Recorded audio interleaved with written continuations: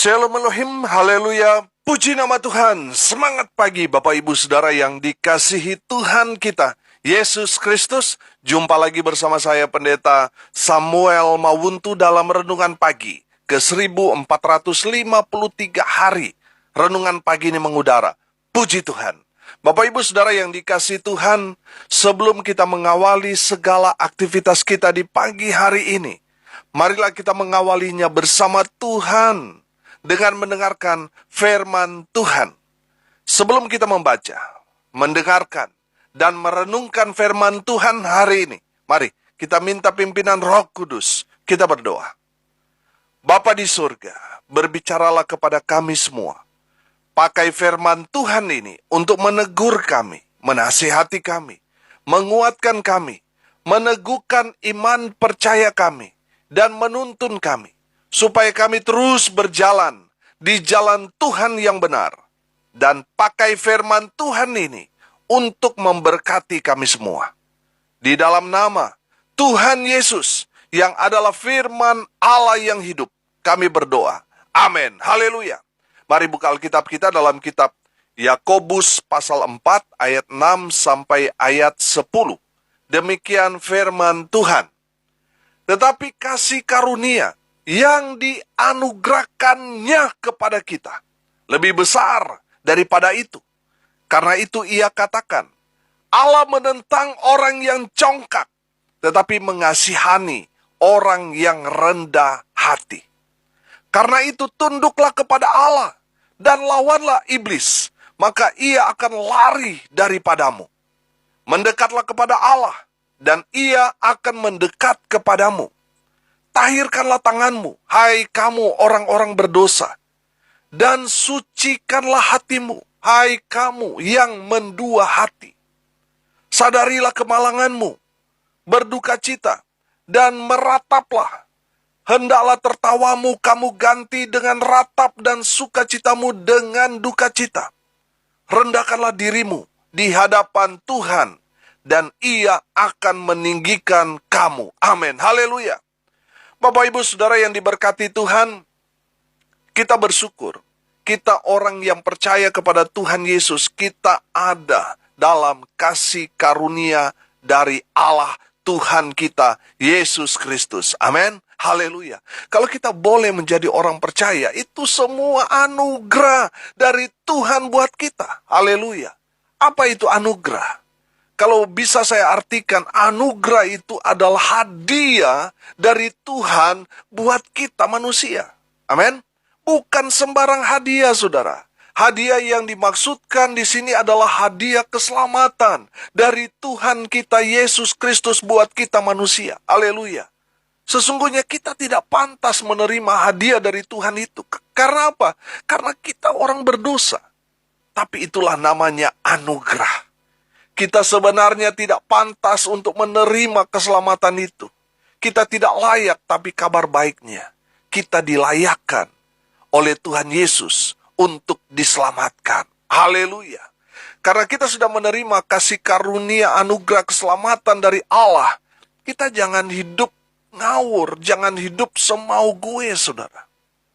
Kita harus menjaga sikap kita sebagai anak-anak Tuhan yang telah menerima keselamatan itu dengan hidup yang pertama apa? Rendah hati. Amin. Saudara perhatikan ayat 6, ayat 7, dan ayat 10. Tetapi kasih karunia yang dianugerahkannya kepada kita lebih besar daripada itu. Karena itu ia katakan, Allah menentang orang yang congkak, tetapi mengasihani orang yang rendah hati. Karena itu, tunduklah kepada Allah dan lawanlah iblis, maka ia akan lari daripadamu. Rendahkanlah dirimu di hadapan Tuhan, dan ia akan meninggikan kamu. Haleluya. Bapak Ibu Saudara yang dikasihi Tuhan, Tuhan tidak suka dengan orang-orang yang congkak, orang-orang yang tinggi hati, angkuh, bin sombong. Tuhan menentang mereka. Saudara yang dikasihi Tuhan, Tuhan menentang artinya Tuhan yang akan menjadi lawan dari orang-orang sombong seperti itu. Pertanyaan saya sederhana. Kalau Tuhan yang menjadi lawan kita, Apakah kita manusia bisa menang melawan Tuhan? Mustahil kita bisa menang, saudara. Mustahil. Saudara yang dikasihi Tuhan, kalau kita melawan Tuhan, yang ada kita akan hancur lebur jadi debu. Betul? Saudara yang dikasihi Tuhan, makanya Tuhan benci dengan orang sombong tetapi mengasihani orang yang rendah hati. Saudara perhatikan Lucifer. Lucifer itu pimpinan iblis, dulunya malaikat. Malaikat yang pekerjaannya melayani Tuhan. Tapi karena dia merasa dialah malaikat yang paling dekat dengan Allah, Lucifer jadi sombong. Karena kesombongannya, Lucifer dan pengikut-pengikutnya dibuang ke bumi. Saudara lihat, malaikat sekali sombong, langsung dicampakkan, langsung dibuang, saudara. Tidak dipakai lagi. Itulah perbedaan kita manusia dan malaikat. Kalau malaikat sekali jatuh dalam dosa, tidak ada lagi pengampunan.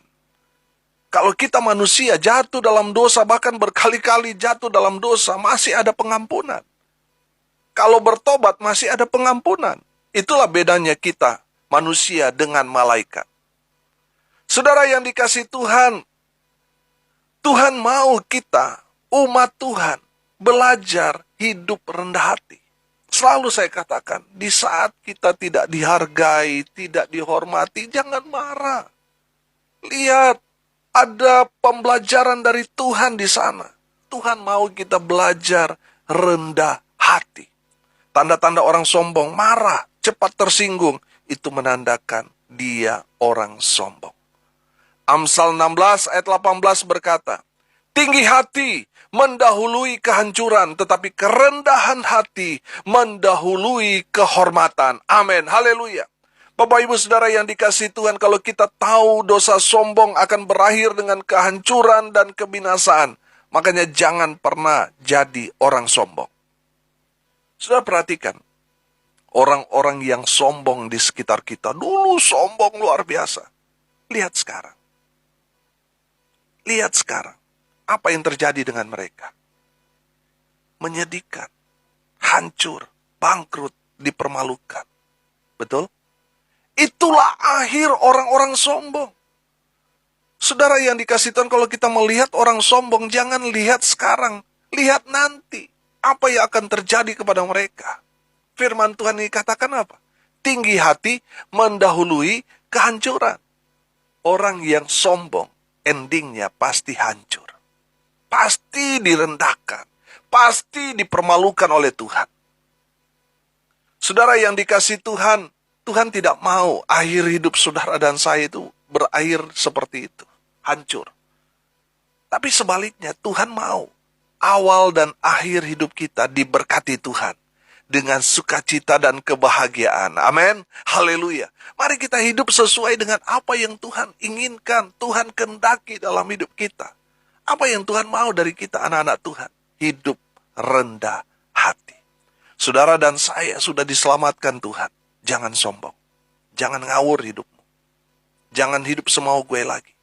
Hiduplah rendah hati. Saya selalu katakan begini. Jangan berpikir orang sombong itu hanya mereka yang memamerkan kekayaan, memamerkan kehebatan mereka. Betul mereka sombong. Tapi mari kita lihat lebih dalam lagi. Makna sombong dari kacamata Alkitab. Saya belajar begini. Orang sombong adalah mereka yang tidak mau beribadah kepada Tuhan. Yang tidak mau ke gereja. Yang tidak mau ke persekutuan gereja saudara. Mereka adalah orang sombong kalau mereka tidak mau datang beribadah kepada Tuhan. Karena mereka mungkin merasa, nggak perlu Tuhan. Saya masih muda, saya masih kuat dan sebagainya. Mereka orang sombong kalau mereka tidak datang beribadah kepada Tuhan. Orang sombong yang berikut, saudara, adalah orang yang tidak berdoa. Orang yang tidak mengandalkan Tuhan. Mereka tidak mau berdoa, itu orang sombong. Yang berikut, saudara, orang sombong adalah mereka yang tidak punya waktu lagi baca atau mendengarkan firman Tuhan. Kamu orang sombong. Sampai begitu sibuknya saudara, sampai saudara tidak mendengarkan firman Tuhan. Saudara, kalau belajar perjalanan bangsa Israel, hidup mati mereka ditentukan oleh firman. Mereka maju, mereka tinggal di tempat, mereka ke kiri, mereka ke kanan, mereka mundur. Itu tergantung firman Tuhan yang disampaikan Tuhan kepada Nabi Tuhan dan mereka harus turuti. Ketika mereka melanggar, ketika mereka tidak mendengar firman, mereka celaka. Saudara yang dikasihi Tuhan, orang sombong adalah mereka sudah yang tidak punya waktu membaca, mendengarkan firman, itu orang sombong. Orang sombong yang berikut adalah orang yang tidak mau menerima teguran firman. Firman Tuhan sudah menegur berkali-kali tapi nggak tobat-tobat, saudara. Itu orang sombong. Orang sombong yang berikut adalah apa? Orang yang tidak mau melayani Tuhan, itu orang sombong. Dia merasa, ngapain saya melayani Tuhan? Saudara, itu orang sombong. Mereka ini orang-orang yang akan dicampakkan oleh Tuhan. Sekarang saudara boleh hebat, tapi nanti saudara akan hancur. Saudara, sebaliknya dengan orang yang hidup rendah hati. Mereka pasti cari Tuhan. Hidup mereka betul-betul mengandalkan Tuhan. Makanya mereka senang beribadah, berdoa, baca, dan mendengarkan firman Tuhan. Ketika firman Tuhan menegur mereka, mereka terima dengan sukacita. Mereka bersemangat di dalam melayani Tuhan. Itulah orang yang rendah hati. Amin. Haleluya. Bapak Ibu Saudara yang dikasihi Tuhan, mari kita hidup rendah hati. Amin. Haleluya. Yang kedua, saudara yang dikasihi Tuhan, firman Tuhan ini di ayat 8 di situ dikatakan, mendekatlah kepada Allah dan Ia akan mendekat kepadamu. Amin. Haleluya. Saudara, kita harus menjaga sikap kita sebagai anak-anak Tuhan yang telah menerima keselamatan dari Tuhan dengan hidup mendekat kepada Tuhan. Amin. Saudara yang diberkati Tuhan, mari kita peka dengan apa yang terjadi akhir-akhir ini. Tuhan sudah mau datang. Tuhan sudah dekat. Bertobatlah.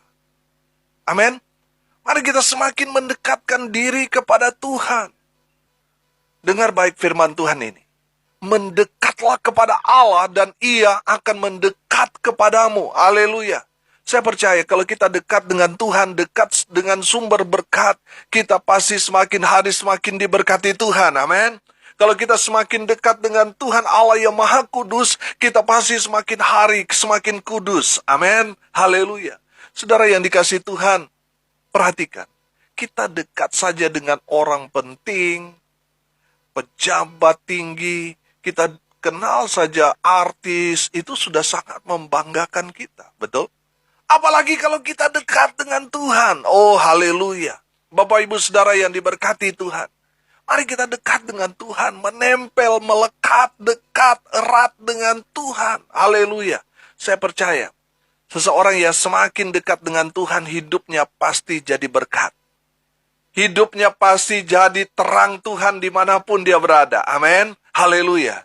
Saya teringat dengan Nabi Musa. Di dalam kitab Keluaran 34 ayat 29. Demikian firman Tuhan. Ketika Musa turun dari gunung Sinai, kedua loh hukum Allah ada di tangan Musa ketika ia turun dari gunung itu.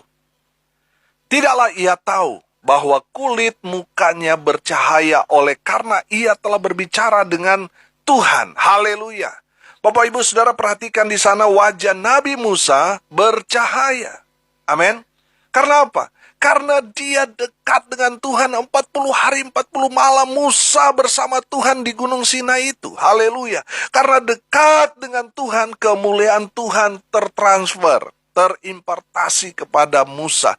Nampak dalam wajah Musa keluar cahaya kemuliaan Tuhan. Haleluya. Bapak Ibu Saudara yang dikasihi Tuhan, orang sekarang pingin sekali kulitnya glowing. Sampai mengeluarkan uang jutaan rupiah. Dengar baik, saya kasih tahu rahasia glowing ilahi. Amin. Saudara mau dengar? Kalau saudara mau glowing ilahi, alami, sederhana, semakin dekatlah dengan Tuhan. Maka wajah saudara akan memancarkan kemuliaan Tuhan. Amin. Saudara yang dikasihi Tuhan, saya percaya saudara, seorang yang dekat dengan Tuhan itu nampak dalam wajahnya bersinar cahaya kemuliaan dari Tuhan. Ada berapa banyak orang yang cahayanya sudah mulai redup. Kenapa? Karena sudah menjauh dari Tuhan. Saudara yang dikasihi Tuhan, mari kita semakin dekat dengan Tuhan. Amin. Sehingga kemuliaan Tuhan nampak di wajah kita. Kita bisa tahu loh, orang itu dekat dengan Tuhan dan tidak. Walaupun dia hamba Tuhan, nampak di wajahnya pasti ada cahaya kemuliaan Tuhan. Saudara yang dikasihi Tuhan, saya percaya seseorang yang dekat dengan Tuhan, kemuliaan Tuhan akan nampak dalam kehidupannya. Wajahnya akan bercahaya, berseri-seri. Amin. Haleluya. Hanya orang-orang yang dekat dengan Tuhan, wajahnya penuh kemuliaan. Amin. Bapak Ibu Saudara yang diberkati Tuhan, hari ini kita belajar. Mari kita semakin dekat dengan Tuhan. Mari kita membangun mezbah, membangun ibadah di rumah kita, di tempat kita bekerja, terlebih lagi dalam pelayanan. Mari kita semakin intens berdoa, memuji Tuhan, dan menjadi saksi Tuhan yang baik. Haleluya. Tuhan mau saudara dekat dengan Tuhan. Kalau saudara dekat dengan Tuhan, Tuhan ada dalam hatimu. Kalau Tuhan ada bersama dengan kita, maka kita akan keluar menjadi pemenang, bahkan lebih daripada orang-orang menang. Kalau sumber berkat Tuhan itu ada di dalam kita, ada bersama-sama dengan kita, maka apapun yang kita akan kerjakan, lakukan. Bahkan masih dalam rencana kita, Tuhan buat kita beruntung dan berhasil. Amin. Haleluya. Saudara yang dikasihi Tuhan, mari semakin dekat dengan Tuhan. Jangan semakin jauh. Mari kita semakin dekat. Karena waktu Tuhan sudah semakin dekat. Mari kita semakin intim, lekat erat dengan Tuhan. Haleluya. Yang ketiga, saudara, kita harus menjaga sikap kita sebagai anak-anak Tuhan yang sudah menerima anugerah keselamatan itu dengan hidup dalam kekudusan. Haleluya. Sudah perhatikan ayat 8b di sana dan ayat 9. Tahirkanlah tanganmu, hai kamu orang-orang berdosa, dan sucikanlah hatimu, hai kamu yang mendua hati. Sadarilah kemalanganmu, berduka cita dan merataplah. Hendaklah tertawamu kamu ganti dengan ratap dan sukacita dengan duka cita. Amin. Bapak Ibu Saudara yang diberkati Tuhan, firman Tuhan ini katakan, tahirkanlah tanganmu, hai kamu orang-orang berdosa, dan sucikanlah hatimu. Amin. Tuhan mau saudara dan saya hidup dalam kekudusan. Amin. Matius 5 ayat 8 berkata begini, berbahagialah orang yang suci hatinya, karena mereka akan melihat Allah. Haleluya. Dengar baik. Kalau kita tidak hidup dalam kekudusan, kita tidak akan melihat Allah. Artinya, kita tidak akan masuk dalam kerajaan surga. Seberapa hebat pun pelayanan saudara, seberapa suksesnya usaha saudara, tapi kalau hidupmu tidak suci, tidak kudus, saudara tidak akan mendapat tempat dalam kerajaan surga. Sudah punya istri, sudah punya suami, tapi masih ada simpanan, masih ada selingkuh dan sebagainya. Masih ada piaraan, bertobat saudara. Kalau saat ini saudara masih hidup seks bebas, kumpul kebo, melakukan dosa cabul dan zina, terus saudara mati mendadak, saudara tidak akan masuk dalam kerajaan surga. Karena apa? Karena semasa hidup saudara hidup dalam dosa kenajisan. Seberapa hebat pun saudara melayani, menyumbang di gereja, di pelayanan kepada hamba Tuhan, tapi kalau saudara masih hidup dalam kecemaran dosa itu, tidak hidup dalam kekudusan, lalu saudara mati mendadak, saudara tidak akan mendapat tempat di surga. Walaupun selama hidup saudara sudah mendukung pelayanan, sudah sumbang ini dan itu di pelayanan, tapi tetap, kalau saudara selama hidup tidak bertobat lalu mati, neraka tempat saudara. Kalau saat ini saudara masih hidup, itu tanda Tuhan mengasihi saudara. Tuhan kasih saudara kesempatan untuk bertobat. Supaya di saat saudara dipanggil karena saudara sudah bertobat, surga tempat saudara. Tapi kalau saudara tidak menggunakan waktu-waktu ini yang Tuhan berikan kepada saudara untuk bertobat, saudara mati sebelum saudara bertobat, neraka tempat saudara. Bapak Ibu Saudara yang dikasihi Tuhan, Kalau saudara sudah jatuh dalam dosa, bertobatlah supaya Tuhan mentahirkan saudara, supaya Tuhan menguduskan dosa saudara. Saudara, kalau kita belajar firman Tuhan ini, itu menandakan seberapa hitam pun dosa saudara, Tuhan sanggup menguduskan, mensucikan dosa-dosa saudara. Amin. Asal apa? Bertobat. Saya belajar dari Injil Yohanes 8 ayat 1 sampai ayat 11. Di sana diceritakan tentang seseorang wanita pelacur yang kedapatan sedang berbuat dosa zina, sedang open BO, saudara. Dan ketangkep tangan, dan mereka langsung membawa perempuan ini di bait Allah, tujuannya untuk mencobai Tuhan Yesus. Apakah Tuhan Yesus paham tentang hukum Taurat atau tidak? Menurut hukum Taurat yang mereka pahami, orang yang kedapatan berbuat zina, hukumnya harus dilempar batu sampai mati.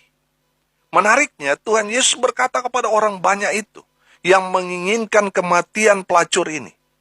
Tuhan Yesus berkata, barang siapa di antara kamu tidak berdosa, hendaklah ia yang pertama melemparkan batu kepada perempuan itu.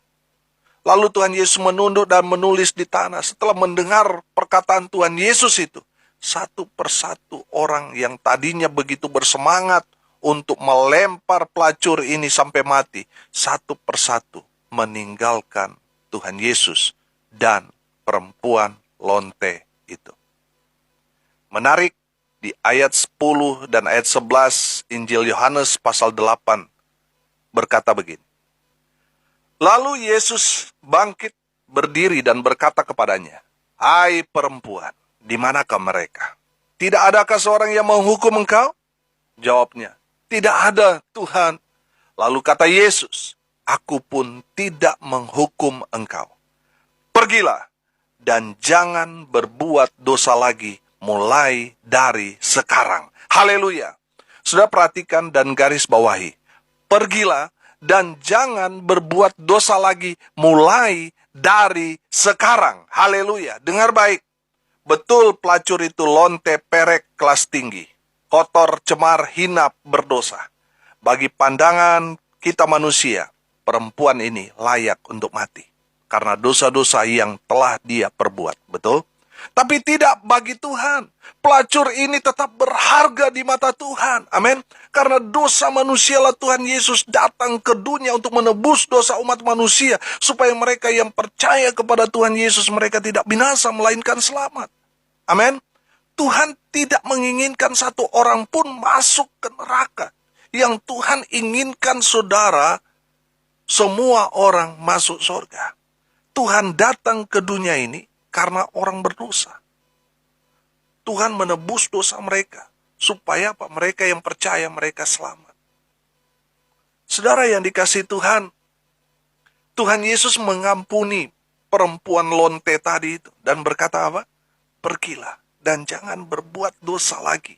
Mulai dari sekarang. Amin.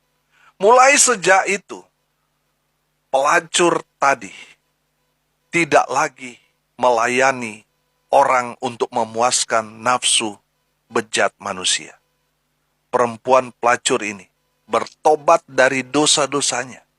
Dan dia mengambil bagian dalam pelayanan Tuhan Yesus. Amin. Haleluya.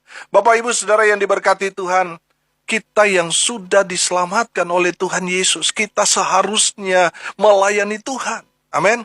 Kita seharusnya mengambil bagian dalam pelayanan itu. Haleluya. Karena pelayanan itu adalah satu kebanggaan bagi kita orang percaya. Dan saya percaya orang yang mengasihi Tuhan pasti melayani. Amin. Sama seperti dengan suami istri. Karena dasarnya kasih sehingga suami dan istri saling melayani satu dengan yang lain. Basicnya, dasarnya karena kasih. Saya percaya seseorang yang mengasihi Tuhan pasti dia melayani. Amin. Pasti dia melayani Tuhan. Haleluya. Saudara yang dikasihi Tuhan, mungkin dulu hidup kita masih kudis. Sekarang kita harus hidup kudus. Amin. Haleluya. Perhatikan ayat 9. Sadarilah kemalanganmu. Berduka cita dan merataplah, hendaklah tertawamu kamu ganti dengan ratap dan sukacitamu dengan duka cita. Amin. Kalau saudara tidak sadar, tidak bertobat, saudara akan celaka. Hidupmu akan malang, sial, penuh dengan duka cita. Bertobatlah dan hiduplah dalam kekudusan. Maka kamu akan hidup berkenan di hadapan Tuhan Allah kita. Haleluya. Bapak Ibu Saudara yang diberkati Tuhan, dari kebenaran firman Tuhan ini, Tuhan mau kita hidup seperti yang Tuhan ingini, seperti yang Tuhan kehendaki. Amin. Saudara, kita semua orang yang sudah diselamatkan oleh Tuhan Yesus. Kita semua sudah mendapatkan anugerah keselamatan itu. Makanya kita harus menjaga hidup kita, menjaga sikap kita sebagai anak-anak Tuhan yang sudah menerima keselamatan itu dengan hidup rendah hati. Itu yang pertama. Yang kedua, saudara, kita harus hidup semakin dekat dengan Tuhan. Dan yang ketiga, kita harus hidup dalam kekudusan. Hiduplah dalam pertobatan, sehingga Tuhan berkenan akan hidup kita. Tuhan memberkati kita semua. Haleluya. Mari kita berdoa. Terima kasih Bapa di surga atas kebenaran firman Tuhan yang mengingatkan kepada kami semua yang sudah menerima anugerah keselamatan dari Tuhan Yesus untuk hidup rendah hati. Semakin dekat dengan Tuhan dan menjaga hidup supaya tetap kudus di hadapan Tuhan. Hamba berdoa berkati semua pendengar dimanapun mereka berada. Masa muda mereka diberkati. Mereka yang sudah berumah tangga, mereka diberkati. Anak-anak mereka diberkati, usaha pekerjaan mereka diberkati, yang sakit disembuhkan, yang lemah dikuatkan, mereka yang berduka cita diberikan penghiburan kekuatan yang datang dalam nama Tuhan Yesus. Dan mereka yang hari ini berulang tahun, Tuhan Yesus memberkati mereka. Bapak Ibu Saudara yang dikasihi Tuhan, mari arahkanlah hatimu dan terimalah berkat dari Tuhan Yesus. Tuhan memberkati engkau dan melindungi engkau. Tuhan menyinari engkau dengan wajah-Nya dan memberi engkau kasih karunia. Tuhan menghadapkan wajah-Nya kepadamu dan memberi engkau damai sejahtera. Di dalam nama Tuhan Yesus, sumber segala berkat. Bapak Ibu Saudara yang percaya diberkati Tuhan, katakan amin. Puji Tuhan. Bapak Ibu Saudara yang dikasihi Tuhan, kalau saudara merasa diberkati melalui renungan pagi ini, bagikan juga kepada saudara-saudara yang lain, supaya mereka juga diberkati. Karena untuk itulah kita dipanggil untuk jadi berkat. Kalau saudara mau konseling, mau sharing, mau didoakan, saudara bisa japri WA saya di 081337491360. Saya bersama tim doa Petra Nasional akan berdoa buat saudara. Karena kami percaya bagi Tuhan tidak ada yang mustahil. Saudara yang mendengar kabar baik ini melalui media sosial dari Infinity Ministry, saudara bisa menghubungi tim doa di sana di 081237247340. Saudara yang mau dilayani konseling keluarga, saudara bisa menghubungi layanan konseling keluarga Infinity Ministry di call center 0819130508 kali. Bapak Ibu Saudara pendengar, ada hamba-hamba Tuhan yang siap melayani saudara. Haleluya. Bapak Ibu Saudara pendengar setia renungan pagi, saya mau mengajak semua pendengar untuk datang dalam ibadah KKR, ucapan syukur audio renungan pagi mengudara, tepatnya hari ke-1500 yang akan diadakan pada tanggal 30 Juli 2022 jam 7 malam sampai selesai. Tempatnya yang pastinya ada di Bali. Tempat untuk penyelenggaraannya nanti saya informasikan 1 minggu sebelum hari H. Saudara yang mau hadir dalam ibadah ucapan syukur, harap mendaftarkan diri agar kami dapat mempersiapkan segalanya untuk acara tersebut. Bapak Ibu Saudara pendengar yang sudah diberkati melalui pelayanan audio renungan ini, saudara bisa mendukung dan mensukseskan pelayanan ini dengan mendukung dana. Saudara bisa mentransfer ke rekening Bank Mandiri di 14503 kali 6719476 atas nama saya sendiri. Tuhan Yesus yang akan membalas semua kebaikan saudara, support saudara, dukungan saudara. Tuhan akan balas dengan berkat-berkat Tuhan yang terus mengalir dalam kehidupan saudara. Dukung terus dalam doa untuk acara ini, sehingga dapat terlaksana sesuai dengan rencana Tuhan. Haleluya. Salam kasih dari Bali, saya Pendeta Samuel Mawuntu. Sampai jumpa besok pagi. Tuhan Yesus memberkati kita semua. Haleluya.